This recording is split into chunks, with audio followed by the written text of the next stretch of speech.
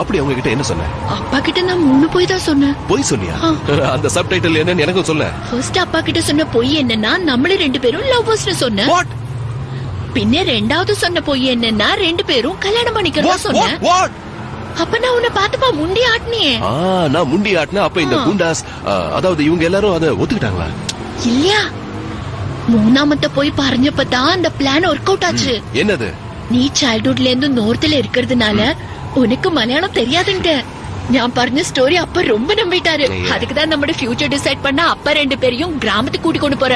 Future decide பண்றதுக்கு இல்ல, என் ஃபியூச்சரை டெமாலிஷ் பண்றதுக்கு கூட்டி போறீங்க. I am not going to be part of this. பச்சா யோசிச்சு சொல்லு ராகுல்.